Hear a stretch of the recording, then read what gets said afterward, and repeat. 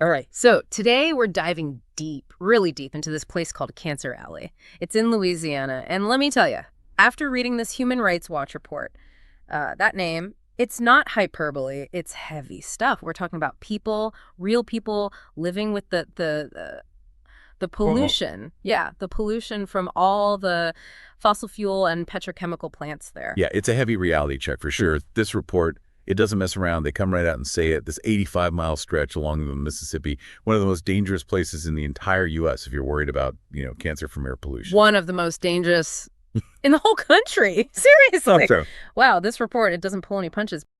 This is Ngofen, the host of the show, and what we just listened to was AI, and I hate it. I hate what I just heard so much. But like, how do you know that I'm not AI? All I can tell you is I'm the real thing, and you gotta take my word for it. So, why even call it Cancer Alley? I mean, how bad is it really? Well, let me just put it this way. This region, it's got a ridiculous number of these fossil fuel and petrochemical plants. Over 200, actually. 200, hold on, 200 plants, all crammed into one area. That's insane. Okay. I mean, can you imagine living anywhere near that? It's hard to fathom, right? Very, very hard to fathom, AI bot. Okay, so here's what's going on. Last January, Human Rights Watch published a report called "We're Dying Here: The Fight for Life in a Louisiana Fossil Fuel Sacrifice Zone." In June, we did a podcast about Cancer Alley, which we're going to replay for you in a minute. But like a lot of people, we're curious about what AI can do these days. So we fed the entire 97-page Human Rights Watch report on Cancer Alley into Google Notebooks LM. It's one of the AI platforms, and there's an option to generate a, quote, deep dive podcast. And bam, we got one. It's what you just been listening to. Boiled down to a mere 6 minutes and 44 seconds. So it's like this chain reaction, right? Pollution messes up the air, and then people breathe that bad air, and bam, all these awful health problems pop up. Exactly. And not just like general breathing problems either. The report specifically talks about asthma in kids. Like way more kids have asthma there. Did you hear the way that they were like, and bam, like bam? Oh my gosh, it sounds so podcasty. I feel shamed, but that's also how we talk. And that's not something you just get over, So while we all take a deep breath and contemplate our AI future, let's take a collective sigh. We are going to replay the episode that we humans put together just a few months ago. And at the end, I'm going to give you a little update on where things stand now. So stay tuned for that. But okay, there's got to be more to it, right? I mean, it can't just be the number of plants, can it? What else is going on? You hit a nerve there. Robert Taylor, you were born in 1940. Yes. And you grew up in St. John the Baptist Parish. I think it's about 30 miles west of New Orleans, just north of the river. Yes. Describe the town. Like, who lives there? What kind of place is it? It was a town that was actually created by the sugar cane industry. I can remember going out the backyard and pull a sugar cane out the ground and eat it. I want you guys to meet someone I spent some time with recently. Robert Taylor. He was in Louisiana. I was in New York City. It was like a porch chat, but virtual.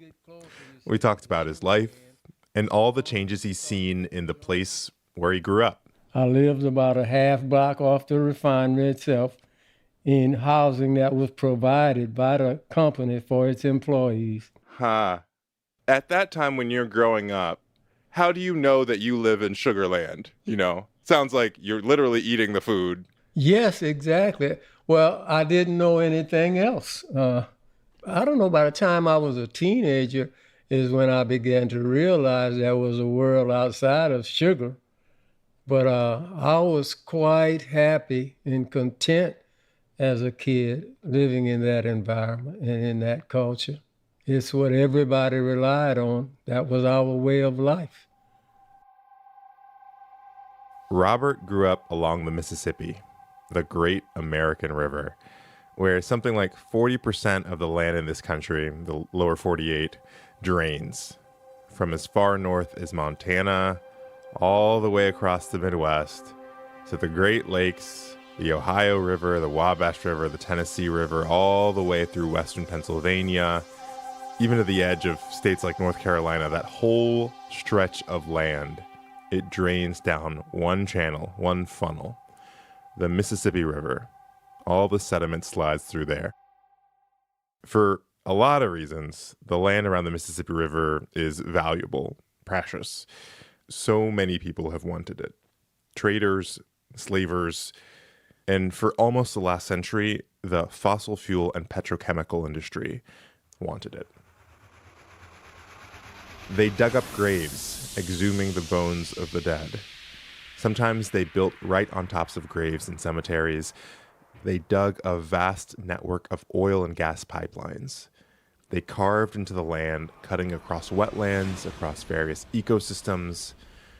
Some of that carving took place when Robert was a young man. Okay, so if I'm walking around in that area, how do I start to notice that the fossil fuel and petrochemical industry is coming in?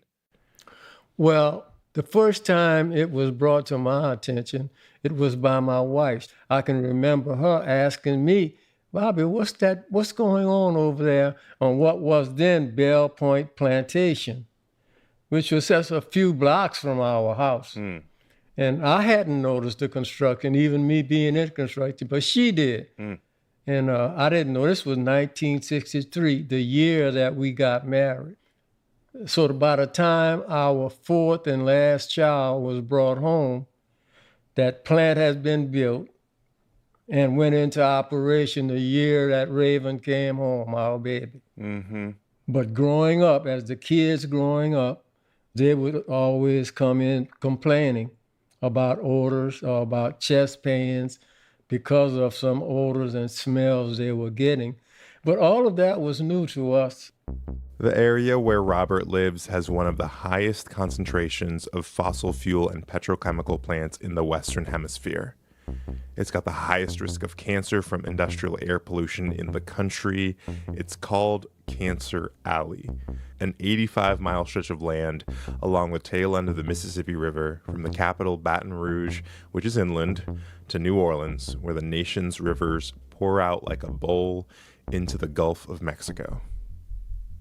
In Robert's corner of the river, there are people, there are communities, there are houses and schools just across the fence line from giant refineries. And that's what I wanted to talk to Robert about. This is Rights and Wrongs, a podcast from Human Rights Watch. I'm Gofen Buduwele. I'm a writer, a lawyer, and a radio producer. Human Rights Watch asked me to look at the human rights hotspots around the world through the eyes and ears of the people on the front lines of history. So you grow up there, you get into the construction business, you get married, you get your own land. Why did you want to buy a plot of land? Well, that was the American dream, to own a home. You know, if you're thinking about marriage and a family, for me, that's what really drove me, to make sure that I did have something, a legacy, something to leave for my children. You know, which is one of the things my father used to always say to me, that it was unfortunate, that he felt bad about it, but I thought he did a wonderful job. But he instilled that in me to plan ahead for our children in our future. What was your father, what did he feel regret about? Well, he and my mom separated when I was 4 years old. She left him. And so he moved away, and he wasn't able to have me as close to him as we were in those first 4 years, which was precious to me, the memories of the love and care that he gave me. And so at 10 years old, I found him again, and he vowed never ever to lose contact with me. And he worked very hard, worked on the railroad. He bought land and built the family home that he gave to my mother and the new guy she was living with, because we weren't doing very well without him. So he extended his help anyway to us. And that's when he always would tell me, you see how hard I got to work? I want you to go to school and get a good education so that you can take care of your family and don't have to work as hard as I'm working. And can you just tell me, like, about the importance of owning land to your father? He knew about slavery. He was born in 1898. His dad was born into slavery, and his grandfather. What he wanted for us, for me, his emphasis was on education and economics. You have to acquire land and make sure that your children understand that they need to work towards the future of their children, to keep our legacy whole. So acquire land. First, make your peace with God. He was a religious man.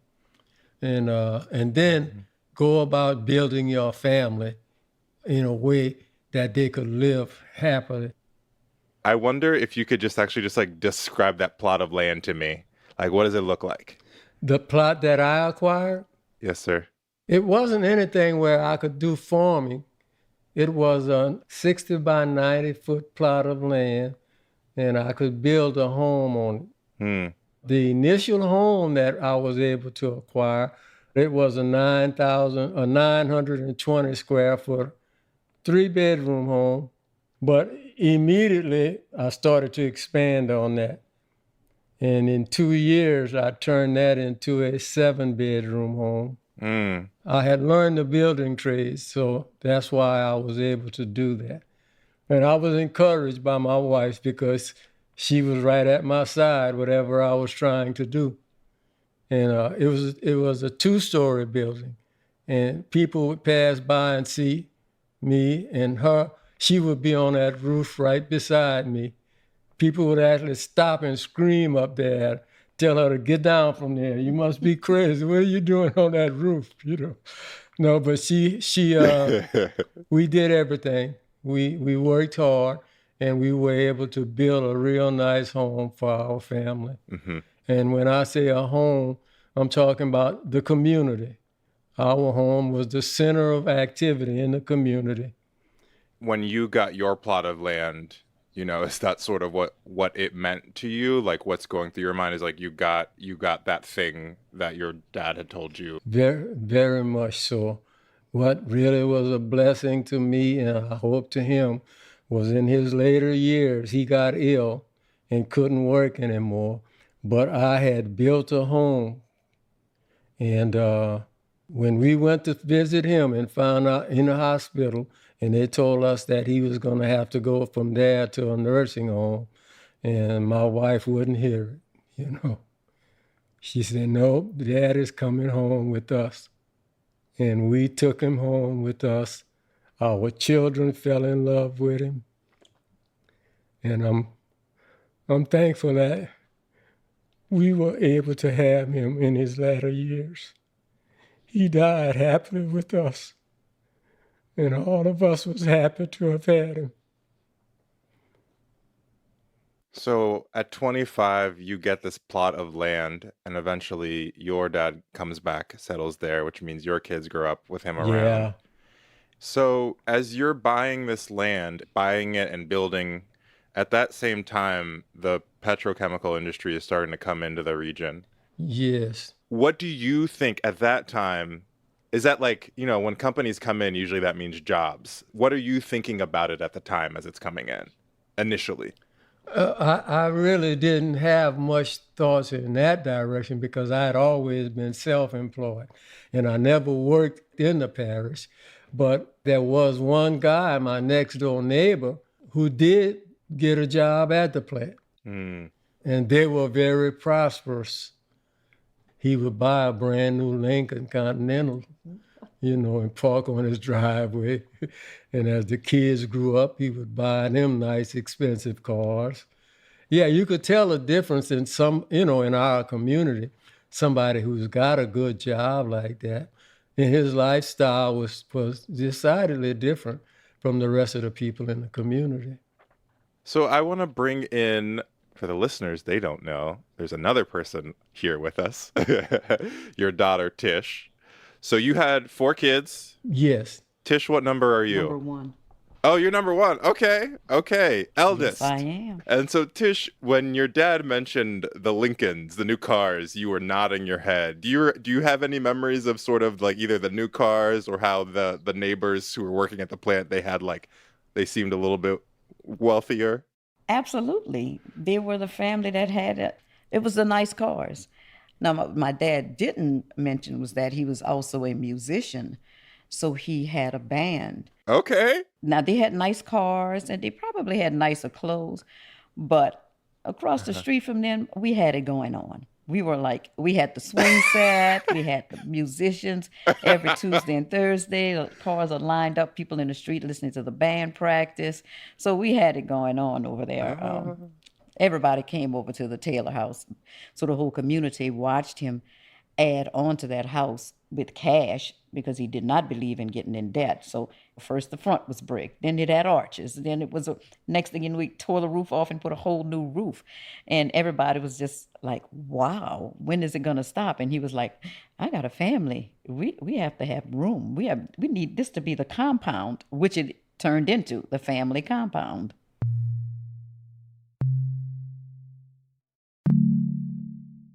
Okay, so near this house, the family compound, the fossil fuel and petrochemical industry built a plant. Robert and Tish and basically everyone who lives there refer to the plant as DuPont. But in 2015, a Japanese company called Denka bought it. It makes neoprene, a synthetic rubber that's used in things like wetsuits, fan belts, boots, leggings. The process releases a toxic pollutant called chloroprene. Can you describe, Tish, your childhood memories of what the plant looked like? I thought it was a beautiful city. And I thought when we passed there that I knew I was close to home because it was a city with all those bright lights. What did it smell like? The smells were not all the time. It's just like certain atmospheric things happening, when it's really foggy. Most of the time at night, you get the smells. Raining and stuff like that. I guess when the atmosphere is heavy, it kind of hovers low, so we would get the smells then. It'd give you a headache. It wasn't comfortable, but it was just what we knew. I was 4 when they started the neoprene plant, and obviously all the smells came from there. And somewhere in that process, from the production of the neoprene, because chloroprene is actually odorless. A lot of the chemicals that we're exposed to are odorless. Hi, this is Tarana Hassan, the Executive Director of Human Rights Watch. At Human Rights Watch, we investigate and report on abuses happening in every corner of the world. We're journalists, country experts, lawyers, and other professionals who are doing everything we can to expose perpetrators and to help protect vulnerable people. We're a non-profit, but to keep our independence, we don't take money from governments. And that's why we rely on support from people like you. If you value what we do, please donate. Go to hrw.org/podcast/donate. That's hrw.org/podcast/donate. Thank you. Did you have any health problems when you were growing up? Just sinus problems, allergies, sinuses. I was taking sinus medicine by the time I was in 5th grade. And all of us had that. We all were taking prescription medication for sinus infections at young ages. Okay. Well, that's just the area we live in. That's what they say it. That's just the area we live in. Because as I was growing up, there was more and more industrial facilities being built. My sinus problems were so severe that my doctor would have to treat me once a week. He'd bring me in and rub cotton on a stick and stick it all the way up my nose and make me sit in his office for half hour with it. Then one of my wife's cousins came from Los Angeles to visit, and she saw our house that I had built. Mm-hmm. And she asked me, would you come to California and do this to my house, When I went to California, my sinuses disappeared. And the minute I came back home, it started over again because of the environment that I was living in. As Tish mentioned earlier, over time, the fossil fuel and petrochemical industry built more and more plants in the region. And now there's an estimated like 200 plants in Cancer Alley. I asked Tish, how did you figure out that in the community as a whole, people were getting sick? Well, first, our next door neighbor across the street was diagnosed with cancer. He had throat cancer. So he talked differently after he had the surgery. You know, he had like a whisper almost kind of voice, you know, and so that was the first time we ever heard of cancer. And then my grandmother was diagnosed with bone cancer. One of the neighbors a few houses down was diagnosed with cancer. And it just started like the conversation in the community itself was, all these people are getting sick, and that wasn't like that before. It's got to be all these plants that's coming in our neighborhoods that's doing this. And that was it, because we felt helpless anyway. There's no way we can do anything about it. But it was like under the surface, we all felt the same, that all the illnesses were not, you know, that was a whole generation of things that we had not experienced. Daddy's generation had not experienced it, but now people are getting very ill. My brother had kidney disease. He was in and out of the hospital all our childhood. My sister always had problems with digestive problems.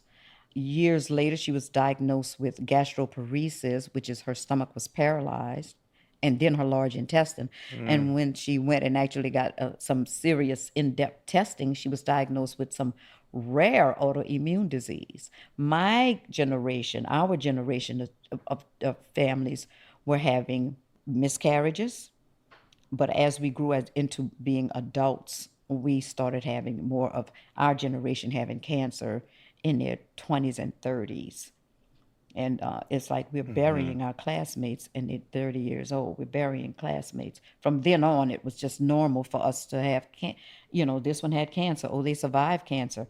And other rare autoimmune diseases. Tish went on about all the sickness in her family and community. It's rampant, but we always hear someone say rare diseases. My mom was diagnosed with thrombocytosis, where the blood platelets in her bone marrow make too many platelets, so her blood is thick, and she's taking leukemia medicine. It's a blood disease.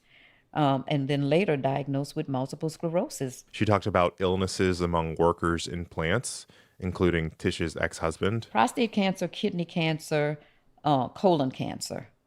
A lot of them have passed. She went on for like 5 minutes. And our next door neighbor across the street, he had prostate cancer. Did it ever cross your minds to be like, maybe we got to sell this and leave? No, it was home. And we didn't know that it wasn't like that anywhere else, because we were a small community. We didn't travel a lot. We might have went visit somebody, but we were right back home. And you visit someone along the river, and everybody's living the same life. And you have to remember, this is not the time of having social media or anybody investigating anything. There's no data that we could look up, even though we might not have had the capacity to look it up anyway. We weren't involved politically. And another plant came in, and another plant came in, and we just were getting sicker. You know, I love telling this story about my dad. My mom calls me one morning. She's like, your dad has lost his mind. And I'm like, what's going on? And she said, your daddy called 911 on DuPont.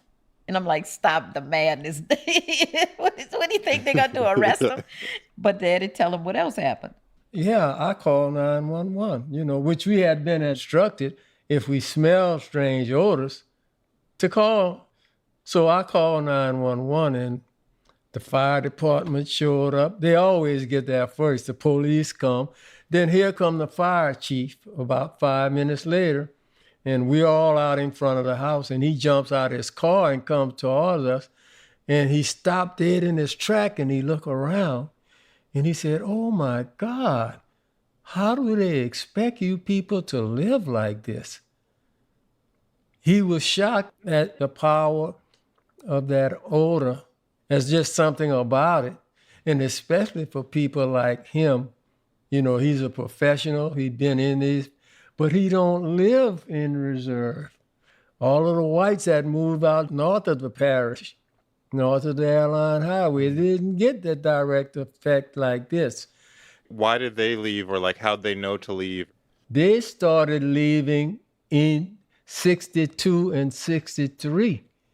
At the start of construction. By the time 69, when that plant really went into effect, our population had switched, man. The demographics of that had changed dramatically. All the whites were gone. 92% of the victims in Cancer Alley are black. That's not coincidental. In every parish you go in, the white population is secluded off in the safest area in the parish.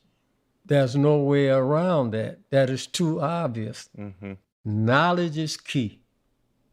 So you have to inform yourself so that how can you protect yourself if you don't know that you're being threatened and you don't even know who your enemies are? See, you don't know that it's the hand that is supposedly feeding you that is really poisoning you. What are those people working in this industry here? What do they do when they find out that those little jobs is going to cause the destruction of their generations? Not just them, but generations of our people are going to be destroyed because they're able to buy a new car every few years. One or two people. I think it's horrible for those people to say, well, we brought jobs to the community. I mean, what are they talking about? You can kill all this amount of people just because you gave a handful of people a job? How do humans begin to sit and weigh somebody's health and life and the generation against this person who's working and got a job?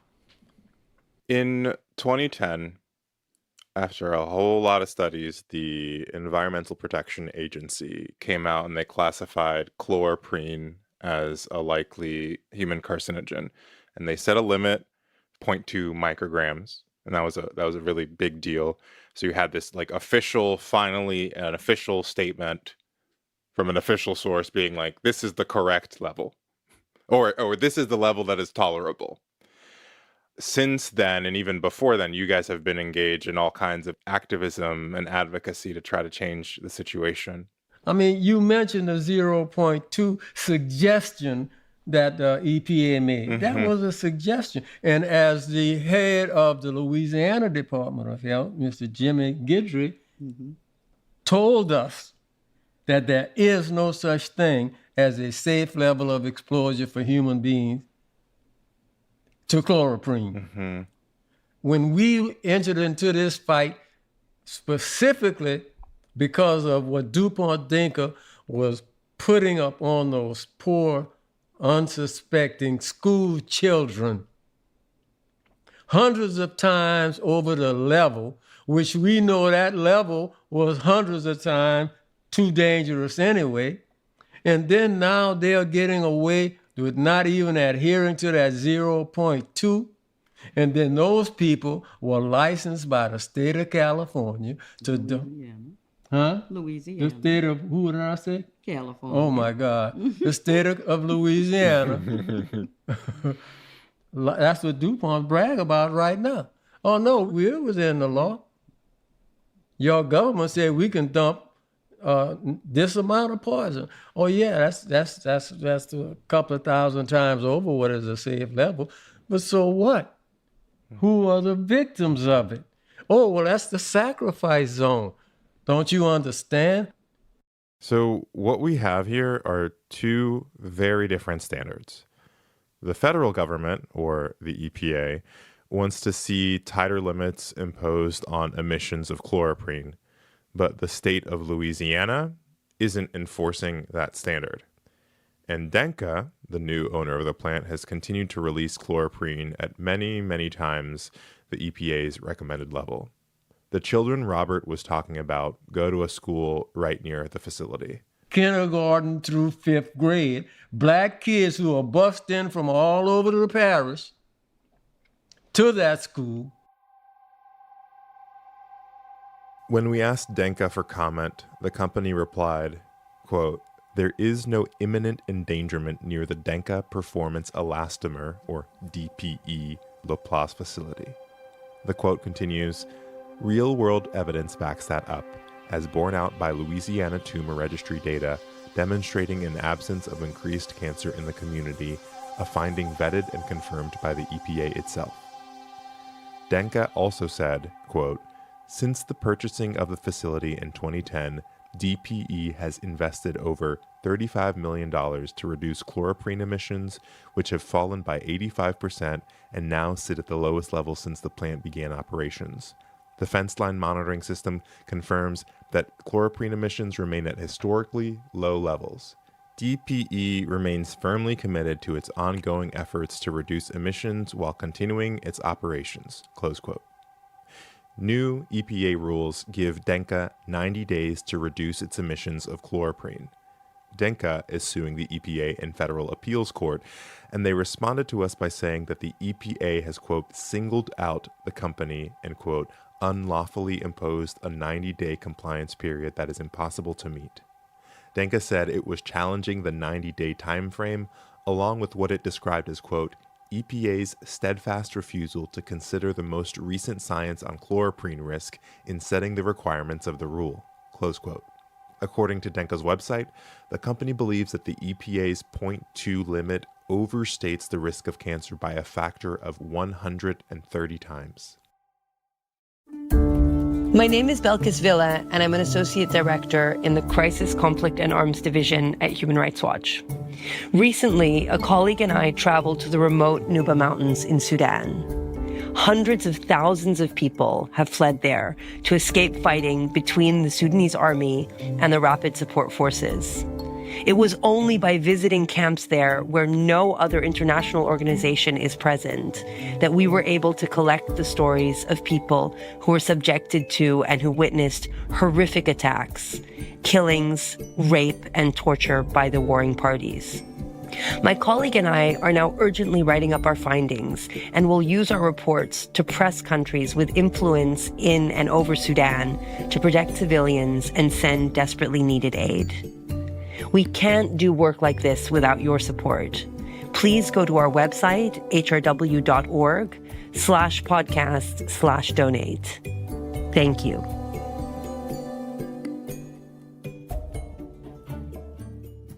Meanwhile, policymakers in Louisiana debate to what extent there's any cancer risk at all. The Mississippi River is, full of petrochemical plants as well as grain elevators, because they are truly the gateway to the world. This is Republican State Senator Eddie Lambert. He's the chairman of the Environmental Quality Committee. Just this past April, the PBS NewsHour journalist William Brangham interviewed Senator Lambert about Cancer Alley. I'm sure your committee has seen the number of studies that have linked living in these areas to disproportionately high negative health outcomes. You don't accept that as a premise? I don't accept that as a complete truism. I mean, there may be some correlations. I mean, I'm going to tell you, let's start looking, vaccines. We've had an explosion of vaccines in the last, 20, 30 years. Now you have autism. Is there a connection there? I don't know. There's a lot of people who think they are. There's a lot of people who think there are, but there's no good evidence that they are connected. And that may be the same thing with some of the situations with the chemical plants. There's, circumstantial evidence that's there. But you know what? Let's really dig down and see what is what is there. Human Rights Watch recently spent a lot of time looking at what's there. They interviewed Tish and Robert, that's how we found them, and dozens of other residents. They also looked very closely at many health studies on the effects that the fossil fuel and petrochemical industry has had on the region. And it's been devastating, with Cancer Alley having the highest risk of cancer from industrial air pollution of any location in the entire nation, at 7 times the national average.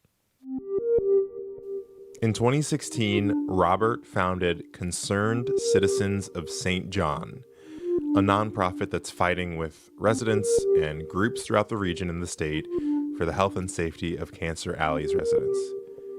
They want the state of Louisiana, or failing that, the federal government, to pass tighter regulations. Other local residents have called for a moratorium on new fossil fuel and petrochemical plants in the region. These community organizing efforts are bearing fruit. Robert and Tish have been to the White House to attend a ceremony with President Biden strengthening federal environmental justice provisions. They've led Michael Regan, the head of the EPA, on tours of Cancer Alley. They've seen the EPA pass new rules restricting the pollution these plants can emit and monitor more tightly. In spite of all this, Robert doesn't live in the house he built anymore. In 2021, a hurricane destroyed the home. Robert didn't have the insurance to rebuild. Meanwhile, Robert's been living at Tish's house nearby in Laplace.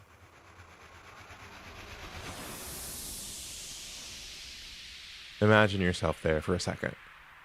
From Tish's house, you can hear the sounds of trains carrying fossil fuel and petrochemicals day and night. Fly up into the sky and look out further. See the hundreds of fossil fuel and petrochemical operations dotting the land on both sides of the river. In the areas with the worst pollution, hear the children born with low birth weight at 3 times the national average. Preterm birth rates almost 2.5 times the national average. Preterm birth is a leading cause of infant mortality. Now, come back down to the ground. You talked about your dad having given you advice of how to sort of steward, go to school, build this thing for your family. What do you think, if your dad was able to see the situation, what kind of advice do you think your dad would have given you? My dad was an ordained minister. He was a very religious man. And the level of evil that's involved here, I don't think he had conceived that. I tremble at leaving my children that property over there. And this is going to continue to be a sacrifice zone. Then if my children stay there, they'll be sacrificed. There's no future there. That was Robert Taylor with his daughter Tish Taylor back in June. Now for a little update on the situation there in St. John the Baptist Parish. So on September 25th, there was a huge leak of chloroprene at Denka's Laplace facility near Robert's house. Robert told us that locals only learned about the leak a few days later from news reports. The spill had been reported to the state by Denka as required by law, but the state has not announced any enforcement actions and none are expected. On November 7th, the local school board voted to shut down the school closest to the Laplace facility. Starting in the fall of 2025, several hundred students at 5th Ward Elementary will be dispersed to nearby schools, which are also close to the facility. For Robert, the school closure is a loss for the community. He says the children should be temporarily relocated until Denka dramatically lowers emissions to make it safe for their return. But now, that seems unlikely to happen anytime soon. A new EPA rule slashing chloroprene emissions has yet to be enforced at the Laplace plant. Denka, with the support of the governor and Louisiana's Department of Environmental Quality, has so far refused to comply, and the legal complexities of who has authority in the matter are still being sorted out. Meanwhile, President-elect Trump's nominee to head the EPA is Lee Zeldin, a former New York congressman who has been very critical of EPA's regulatory powers. Robert Taylor says he's now preparing for a worst-case scenario and expects the next 4 years will be a very difficult time protecting our communities. When we asked Denka to comment on these developments, they referred us to their earlier reply, which you heard earlier in the episode. You've been listening to Rights and Wrongs from Human Rights Watch. For more on Cancer Alley, go to Human Rights Watch's website, hrw.org. You can read the report, which includes a list of recommendations on how to solve this problem. You can watch a video in which Robert and Tish appear, and so much more. This episode was produced by me and Curtis Fox. Our associate producer is Sophie Soloway. Thanks also to Ife Fatunase, Stacey Sullivan, and Anthony Gale. We're taking a break, and we'll be back in January with new episodes. I'm Gofen Putuwele. Thanks for listening. What other communities are out there fighting these same battles, and what can we do to help them win? That's what I'll be thinking about long after this is over.